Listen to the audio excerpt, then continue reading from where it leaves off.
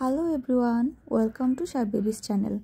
আজকে মটর পনিরের একটা রেসিপি নিয়ে হাজির হয়েছে আমার চ্যানেল। দেখতে থাকুন আমার সাথে পুরো ভিডিওটা। প্রথমে আমি কড়াইতে সরিষার তেল দিয়ে তার মধ্যে পেঁয়াজ কুচি আর গোটা সব মশলাগুলো দিয়ে কিছুক্ষণ কষিয়ে নিয়েছি। তার মধ্যে দিয়ে দিয়েছি বাটা মশলা এক এক করে। তারপর আরও কিছুক্ষণ নেড়ে চেড়ে নিয়ে তার মধ্যে পানি দিয়ে শুকনো মশলাগুলো সব এক এক করে দিয়ে নিয়েছি। আমি খুব ইজি মশলাগুলো ইউজ করেছি, যেগুলো রেগুলার আমরা বাসায় ইউজ করি। মশলাটা কষানো হয়ে গেলে তার মধ্যে দিয়ে দিচ্ছি ভাপ দিয়ে নেওয়া মটর আর পনিরটা। এখন আলতো করে মটর পনিরটাকে মশলার সাথে খুব ভালো করে মিশিয়ে নিতে হবে।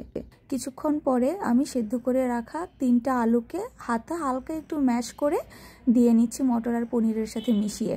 এখন কিছুক্ষণ নাড়াচাড়া করে নিয়ে গরম পানি দিয়ে আরও কিছুক্ষণ ঢেকে আমি রান্না করব। ঠিক 5 মিনিট আমি ঢেকে দিয়ে রান্না করছি। তারপরে ঢাকনাটা খুলে আমি অল্প একটু টমেটো কুচি দিয়ে আবার কিছুক্ষণ নেড়ে চেড়ে নিচ্ছি।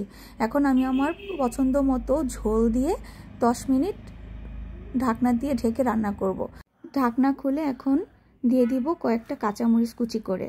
তার মধ্যে দিয়ে দিব টেলে রাখা জিরার গুঁড়া। জিরার গুঁড়াটা ডালের সাথে খুব ভালো করে মিশিয়ে নিয়ে সার্ভিং বোল সার্ভ করে নিব। রুটি, পরোটা, লুচি অথবা ভাত, কিসের সাথে এটা যাবে না বলেন তো? আপনারা একবার তৈরি করে আমাকে জানাতে পারেন কেমন হয়েছে।